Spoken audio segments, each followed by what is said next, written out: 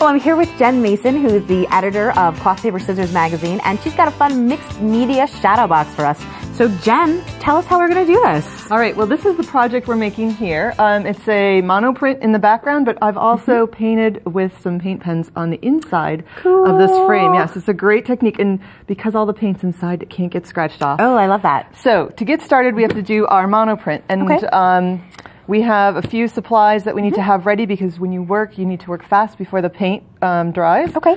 So we have some acrylic sheets here, plexiglass sheets.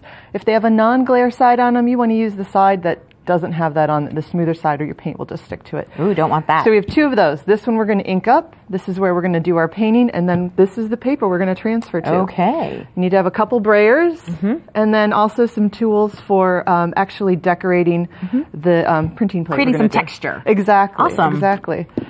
So we're going to starting with some acrylic paint. Yes. I see that. And mono printing just means mono for one. You're only going to get one print out of it. It's kind of a fun way to experiment and see what you get. Exactly. And you can use you can experiment with different kinds of paints. Some will last longer, so you could actually get a second print, which they call a ghost print. Because it's lighter in color? Exactly, exactly. And sometimes the ghost print is what you want, and I'm going to show you an example of that later. Oh, you're putting all three on the braid at the same time. And I'm actually going to be a little brave and mess that up. Mix those colors up? Yeah, so what I want is an ombre, which is really just this really great... An ombre is just when the colors sort of segue into each other. Exactly, exactly. Cool. All right, so then we're going to move, now that my brayer is all inked up. So cool looking. We're going to transfer that, and I want to just ink it up to about the size I want on this piece of paper here, and I want a lot. Oh, you're going both directions, huh? I am. I'm just... Jenna, I'm really messy, but this is making me nervous, I have to admit. Well, you know, it's a lot of experimentation. You keep your paint wet, and you just keep going. Now I'm going to start putting texture in it. I want to work bubble wrap fast. Bubble wrap is going to add some texture. Okay. This is from my clementines, and I'm going to use a piece of wax paper over this so I don't get keep your fingers pretty. Hands. Yes. I'm going to actually set that, give that to you.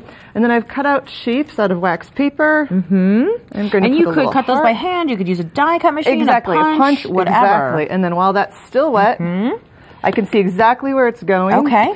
And I'm going to use this sprayer. I'm using a rubber brayer. Are you pushing really hard? I am.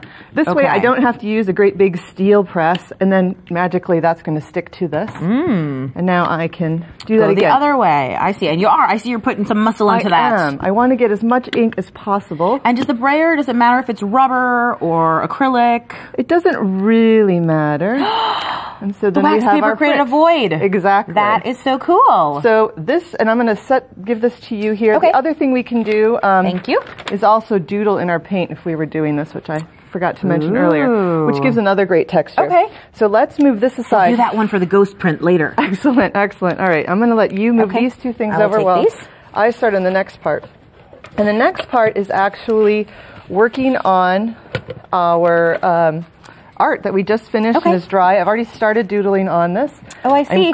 And this is where on this one you did doodle into the paint before. Okay. Yes. And now I'm echoing that by adding some more doodles with the paint. Oh, I love how your doodles just scratch and circly. And you're using a permanent marker. Yes, that's important. This is it's a paint pigment marker, which is lovely because it works nice. But you can use all sorts of different pens. I have some permanent pens. I have some of the glazed gel pens. So you would doodle on this and write and journal as much as you wanted. And then we have to start working on the really fun part, which is this frame here. Okay. I'll take this aside for you then. All right. Or do you need it? No, go right ahead. I'll take it. All set. Thank you. So, and let me show you really quickly. This here, I'm going to flip this over, is a ghost print. That is really cool. It's so much later. But on the other side, I was going to tell you, I love how you've written the word love in there. That's so cute. There's really no bad print. You can always doodle and jazz it up. When you're done, you could add some collage. Is this a stamp? Nope, that's your handwriting? That's just handwriting. Oh, you lucky, talented girl. I love to handwrite. All right, I love doodling. So, but you could stamp, obviously. You could. Okay, so now we're working with our shadow box frame, and a shadow box frame has a few different parts. We're going to set two of them aside. Okay. You have the frame part. We don't need that right now.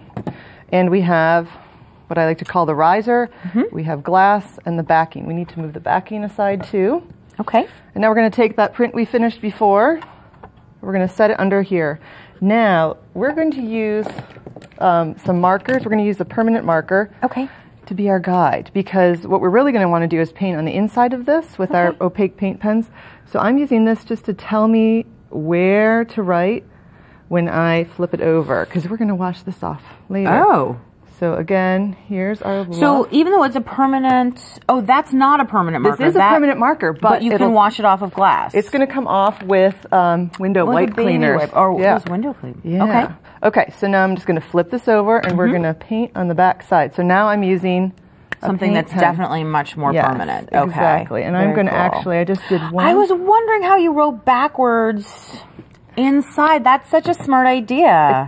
It took a while to figure out how I was going to complete this, and when I found out that you could take those permanent pens and actually wipe make them away, that's so cool. So you keep going on that, and then even with the white, so I didn't give myself any white guidelines, but I'm going to do that same doodle thing here on this side, which echoes the design we painted in there and wrote with the blue. Oh. And when you turn that back over, now we have to clean off our guidelines. So we're going to just take a white. Now you could use a baby window wipe? spray. I haven't actually tried a baby wipe, but you can use window spray. But you're just using a little bit of pressure, just a little pressure, just like you were if you were cleaning off your mirror. And I would wipe that off. I would also get the rest of this nice and clean. Yes.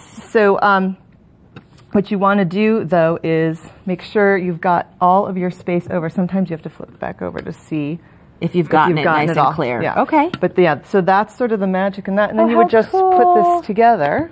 And you know, you could totally put a photo in there or something, and then you could have that sort of doubling effect. You could write the person's name across the front. Exactly, yeah. And I know you brought another beautiful example with the orange slices. Exactly, and I even tied in, it says good morning, and on the inside it says sunshine. So you can work your text together and put a message that way. Cool.